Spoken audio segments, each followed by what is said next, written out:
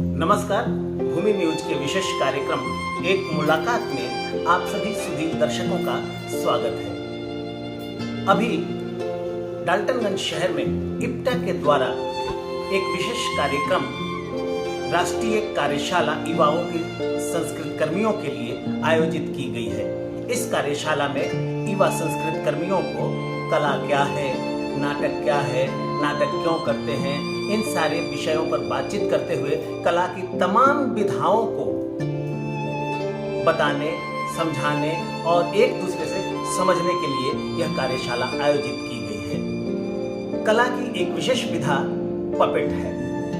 Puppet यानी कि कठपुतली, यह बहुत ही पुरानी कला है और इस कला के संदर्भ में आप सभी जानते हैं और पहचानते भी हैं, लेकिन आज यह कला विलुप्त हो रही है और उस विलुप्त होती कला को आगे बढ़ाने का काम कर रही हैं पद्मिनी रंगराजन जी, जो डाल्टनगंज में उपस्थित हुई हैं और हमारे युवा संस्कृत कर्मियों को पपेट की कला से परिचित करा रही हैं। स्वागत करते हैं पद्मिनी रंगराजन जी का। नमस्कार। नमस्ते सर। आपसे हम यह जानना चाहते हैं कि ये पपेट की कला का क्या इतिहास था?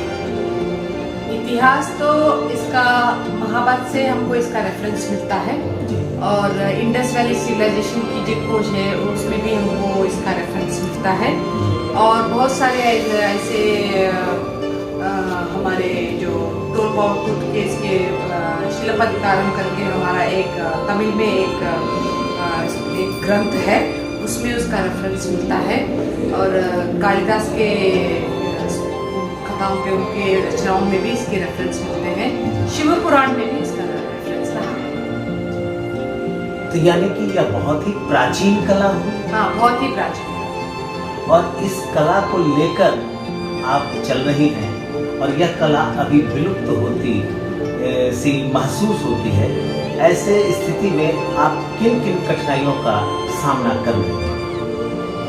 सर, विलुप्त पहले मैं यही बोलती हूँ कि बार बार हम कुछ दोहराते हैं ना, वो वही उसका ही हमको थॉट आ जाता है। तो बार बार हम जब विलुप्त होते हैं तो वो विलुप्त ही हो जाता है। तो कहीं कहीं कोई लोग, कितने लोग उसकी कोशिश कर रहे हैं, वो क्यों पता नहीं। यहाँ ये ऐसा कला है जिसका पुनरुत्थान हो रहा है, जीर्णोद्धार हो रहा है। तो ऐसा कहने से एक कला और बढ़ेगी। तो मेरा सबसे यही एक प्रार्थना है कि ये लोक कलाएं इसको कभी आप विलुप्त करके ना बोलें। कहीं कहीं उसका कोई कोशिश बहुत लोग कर रहे हैं, छोटे प्रमाण में, बड़े प्रमाण में, जो भी कर रहे हैं उसको जिंदा रखने। तो हम उस तरह उसकी जगह पे हम बोले कि पुनरुद्धार कर रहे हैं तो उसका जीव आएगा। चलिए, क्षमा चाहता हूँ जब मैंने कहा कि ये विलुप्त होती कला है, बल्कि आप इसको और भी मजबूत कर रही हैं, इसको और भी विकसित कर रहे हैं, परिचय। तो इस कला के जरिए आप किन किन विषयों का चयन करते हैं? क्योंकि पुराने पपेट की कला में तो धार्मिक कथाओं को शामिल किया जाता था। आज क्या इसमें कुछ बदलाव किया है आपने? हाँ, बदलाव तो मैंने किया है क्योंकि मैं उस कला के जुड़े परिवार से तो नहीं जुड़ी हूँ। ट्रेडिशनल पपेटरी की फैमिली से तो मैं बिलोंग करती नहीं हूँ और मैंने बचपन में कठपुतली कला देखा भी नहीं है, सुना भी नहीं है। तो मेरे पिताजी ने मुझे इसको इंट्रोड्यूस कराया। हालांकि वो थिएटर के पर्सन थे, कठपुतली कलाकार नहीं थे। तो उन्होंने मुझे कहा कि कहानी बोलना चाहिए, स्टोरी टेलिंग। बच्चों को, जब मेरा बेटा पैदा हुआ तो बच्चों से जब बात कर रहे हैं तो कहानियाँ बोलनी चाहिए, छोटे मोटे बहुत सारी कहानियाँ बोलनी चाहिए। तो एक कहानी बोलने के माध्यम से मैंने कठपुतली बनाना शुरू किया और ये मैं ज़्यादातर अंग्रेजी पढ़ाने में मैं इसको इस्तेमाल करती थी क्योंकि मैं रामकृष्ण मिशन में मैं वहाँ स्पोकन इंग्लिश की लेक्चरर थी। तो वहाँ जो आते थे उनको अंग्रेजी, अगेन अ फॉरेन लैंग्वेज, जो अंग्रेज भाषा से, इंग्लिश से डरते थे या सीखने के, बोलने के लिए वगैरह, तो वहाँ पे कोर्सेज होते हैं स्पोकन इंग्लिश के। तो वहाँ उन लोगों को एडमिशन दिया जाता है जिनको अंग्रेजी भाषा नहीं आती, तो वहाँ हमको पढ़ाना पड़ता था। तो किसी भी भाषा सीखने के लिए मेन उसका ये है व्याकरण और टोन वो जरूरी होता है। अगर व्याकरण समझ में आ गया तो भाषा सीखने में आसान होगा। तो इंग्लिश क्या है, हम बोलते हैं इंग्लिश एक कठिन भाषा है, ऐसा हम समझते हैं, एक दानव की तरह, राक्षस। लेकिन हमारी भाषा बहुत कठिन है, व्याकरण में देखा जाए, हिंदी का व्याकरण देखिए या दूसरे भाषाओं का व्याकरण बहुत कठिन है। हाँ, इंग्लिश के कंपैरिजन में। लेकिन हम समझते हैं इंग्लिश कठिन है, वो इसलिए कि हमको अपनी भाषा का व्याकरण ठीक से मालूम नहीं है। अगर हम अपनी भाषा में मजबूत है, अंग्रेजी सीखना इजी है, आसान। ये मेरा खुद का अनुभव भी है, लेकिन वो हमने किया नहीं। पहले जमाने में अंग्रेजी कब सीखते थे? मेरे पिताजी ने 7th स्टैंडर्ड में ABCD सीखना शुरू किया, 7th क्लास में। तो 7th क्लास तक उन्होंने कन्नड़, हिंदी, संस्कृत नहीं पढ़ी। तो उनको ये तीनों लैंग्वेज में उनको प्रवीण पकड़ती। तो इंग्लिश जब ABC लिख के ग्रामर उनको अपनी भाषा के कंपैरिजन में इसका ग्रामर पकड़ना आसान लगा। आप पपेट के जरिए किस रूप में बच्चों को शिक्षित करते हैं? अब देखिए, इंग्लिश की मैंने ग्रामर बताया ना, इंग्लिश का ग्रामर जो भी छोटा कहानी, एक झलक। हाँ, अभी एक छोटा सा कहानी मैं आपको दिखाऊंगा। अभी इंग्लिश टीचर है,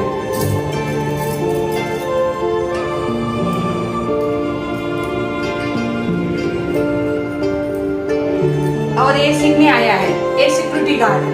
अब इसको इंग्लिश सीखने का शौक हो गया है, लेकिन इंग्लिश बात करने को नहीं आता।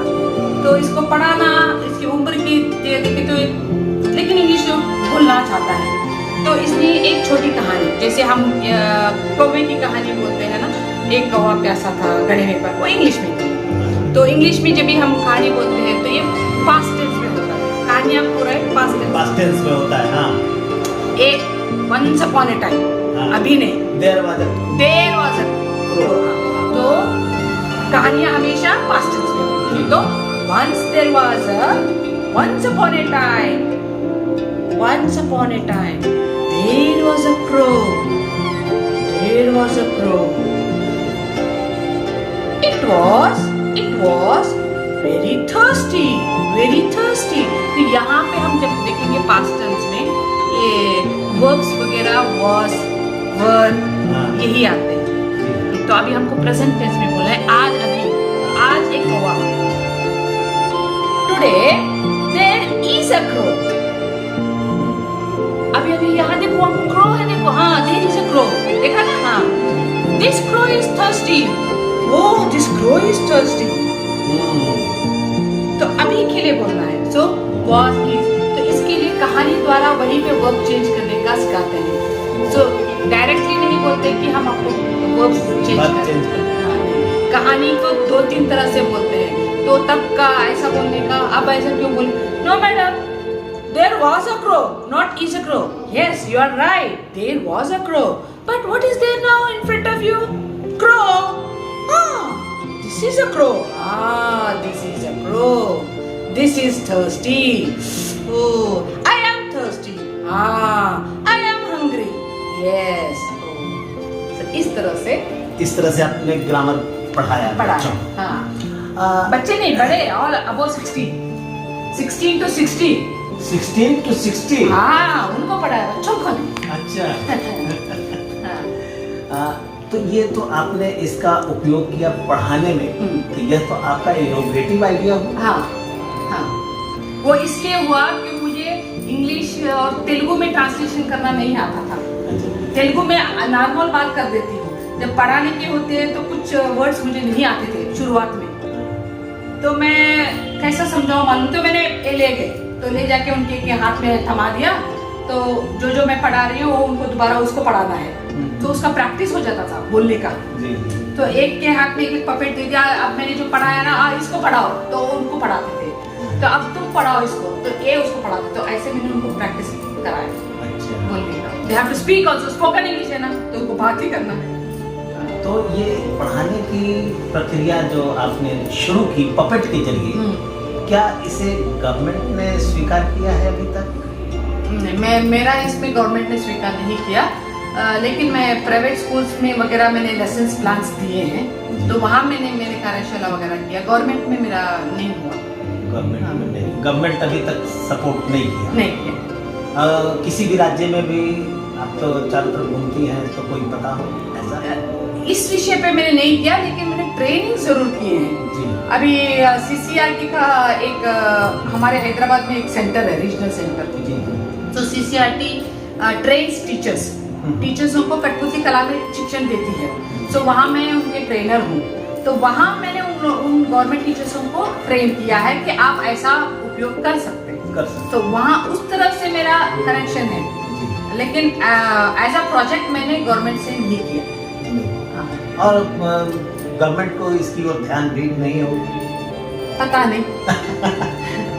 अच्छा, ये तो पढ़ाने का आइडिया आपका इनोवेटिव रहा, और इसको यही चीज़ है कि अगर सरकार देख रही है तो इसको अपने प्लान में शामिल करे। ये अंग्रेजी भाषा के लिए नहीं, सभी भाषा के लिए काम आता है। और इस तरीके से तो गणित, फिजिक्स, हाँ वैसे मैंने प्रयोग किया है। गणित के लिए मैंने छोटे बच्चों के लिए किया है, और बड़े बच्चों के लिए फिजिक्स का किया है, क्योंकि हमारे यहाँ छाया पपेट्री रहती है, shadow puppetry. Shadow puppetry is nothing but all use of light, light and reflection physics हो गया पूरा। Light and reflection, the more the light नजदीक आया तो फिगर कैसा होता है, लाइट पीछे गया तो फिगर क्यों छोटा दिखता है। It's everything about light, position, physics. Light, position, फिर एक्सेप्ट ये मिरर के बारे में, मिरर रिफ्लेक्शन, हाँ, concave, convex, plane mirror, everything is physics. वही है शैडो पपेट्री में। जी, शैडो पपेट्री पूरा वही है। अगर उनका कॉन्सेप्ट उसको मालूम हो गया, they can do innovative work using shadow puppetry teaching physics. This has also been done. उन्होंने एक टीचर ने सोलर सिस्टम बनाया using shadow puppetry lights. अच्छा, ये तो जो हमारे कार्यक्रम को देख रहे हैं, और खास करके जो निर्णायक ताकतें हैं, जो सरकार के अंग हैं, तो शायद इस पर विचार करना चाहिए। क्योंकि बच्चों के लिए दिस बिकम्स रिटेनिंग। हम देखते हैं ना, समथिंग इज देयर, और बच्चे कठपुतली से कनेक्ट होते हैं। उनका मानसिक प्रोग्रेस भी होता है, डेवलपमेंट होता है। They start communicating, relating. उनको हम बोलते हैं ना, कम्युनिकेशन स्किल होना चाहिए, ये होना चाहिए, वो एवरीथिंग इज पॉसिबल, क्योंकि कठपुतली बनाने में ही आपको सब कला आती है। और जब हम कठपुतली का खेल दिखाते हैं तो उसमें गाना आता है, नृत्य आता है, सब आता है। बनाने में शिल्पकला आती है, करने में गाना आती है, और बातचीत करने में डायलॉग डिलीवरी में थिएटर का आता है, सब कुछ है। उतार चढ़ाव आता है, अभिनय आता है। इसका मतलब कि पपेट्री कला जो है वह एक सामूहिक कलाओं का कला है। पूरे समूह का। यस, सभी कलाओं का थोड़ा मिश्रण, लेकिन पपेट। तो आप जैसा बात कह रहे हैं, उससे यह प्रतीत होता है कि पपेट्री का इस्तेमाल पढ़ाने के अलावे किसी के तनाव दूर करने में भी हो सकते हैं। बहुत हो सकता है। तो इसका जीवन में क्या महत्व है हमको? ये पपेट्री के द्वारा आप सामाजिक विषयों पर ज्यादा कर सकते हैं, अवेयरनेस प्रोग्राम कर सकते हैं, हंसा सकते हैं। अब हंसना भी लोग भूल गए हैं, टाइम ही नहीं मिलता हंसने के लिए। तो पपेट्री द्वारा हंसाते हैं, पपेट से जोक्स बनाते हैं, पपेट द्वारा हम बोलचाल कराते हैं, हंसने का आपको मौका मिलता है। लेकिन ये आप जो बोल रहे हैं ना, ये क्यों नहीं दिख रहा है? It's because of the other medias, other channels and other entertainment हमको ज्यादा मिलता है। आजकल हमको मीम्स जो आ रहे हैं, मीम्स के इसमें से आप पपेट्स के द्वारा भी कर सकते हैं। इसका और कहाँ उपयोग होता है इस कला का? हाँ, पपेट का जी, टीचिंग में होता है, एज अ थेरेपी होता है। थेरेपी में भी इसका इस्तेमाल करते हैं। ये तो पाश्चात्य देशों में तो ज़्यादा हो रहा है, पपेट एज थेरेपी, जहाँ पे इमोशनली डिस्टर्ब लोगों के लिए इस्तेमाल करते हैं। और पेशेंट्स के लिए इस्तेमाल करते हैं, चाइल्ड केयर के लिए इस्तेमाल करते हैं। चाइल्ड केयर के लिए कैसे कर सकते हैं? एक पपेट द्वारा एक घर में बड़ी औरत चाइल्ड केयर के लिए जो जिसको कोई सहारा नहीं है कहीं है, तो ये बताती हैं ये हमारे ज़माने में कैसा था, आपको ऐसा है, अगर आपको इस दौर से गुजर रहे हो तो आपको ऐसा करना चाहिए, ऐसा हो रहा है क्या, ये डायरेक्टली पूछे। कुछ ऐसे बातें रहते हैं जो हम पब्लिक में नहीं पूछ सकते, और कोई हिचकिचा जाता है मैं किससे बात करूं, मुझे ऐसा हो रहा है मैं किसको बताऊं, ऐसा कुछ लोग सोचते भी होंगे ना, नहीं बोल सकते।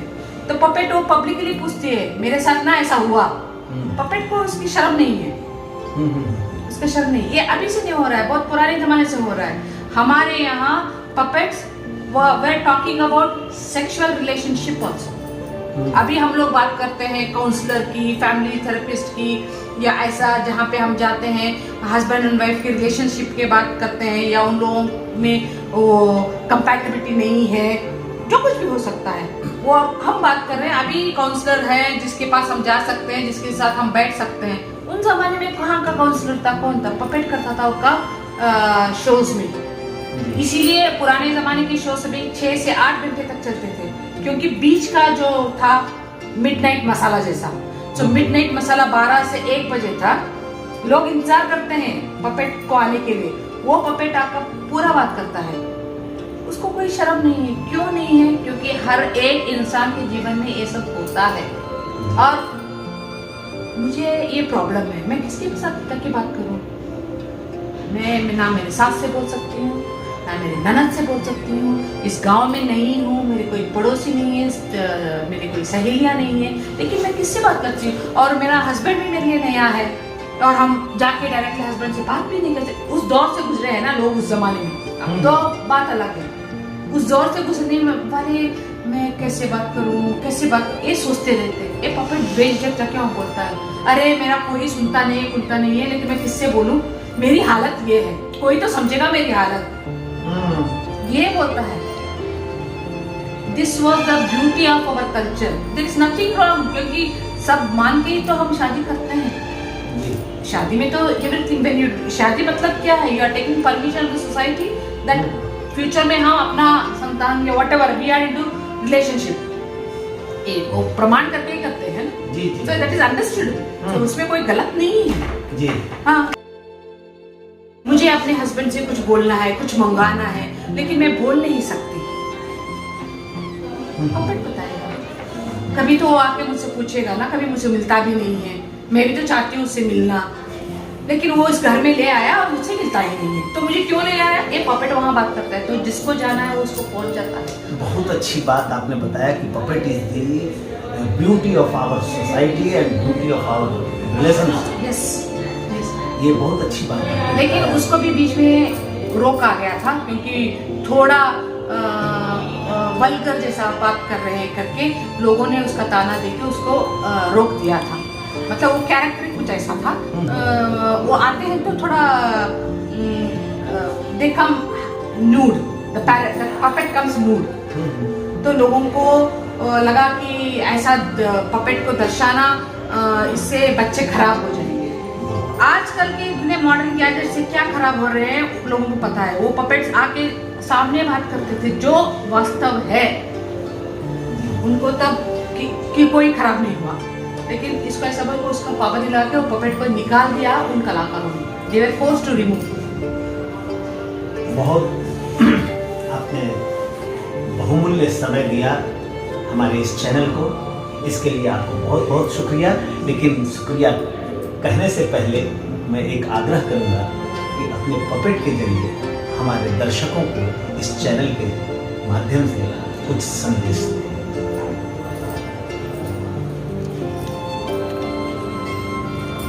मैं चेल्लम्मा, मैं सभी से यही कहती हूँ और आप लोगों से भी यही कह रही हूँ, अपनी संस्कृति, अपनी भाषा और अपनी कलाओं का आप पहले उसका रक्षण करो, समझो, और आने वाली पीढ़ियों को भी आपको सौंपने की जिम्मेदारियां हैं।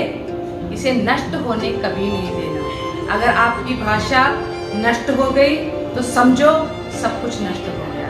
इसीलिए ये जिम्मेदारी हम सब पर है कि हम इसकी संरक्षण करें और इसके परिचय भी आप कर लो, अपनी लोक कलाएं, अपनी लोकगीत, इसको आप सुनो, सीखो और अपने बच्चों को भी सिखाओ और इसका आदर करना सीखो। इस कलाओं में बहुत सारे ऐसे गुण हैं, रुचि है, जिससे हमको जीवन की पूर्णता क्या है, जीवन में सीखने के लिए बहुत कुछ मिलता है। तो ये मैं चल्लम्मा बोल रही हूँ।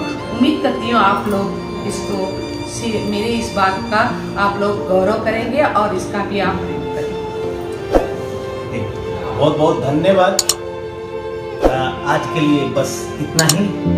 फिर मुलाकात होगी किसी एक नए शख्सियत के साथ। बहुत बहुत धन्यवाद।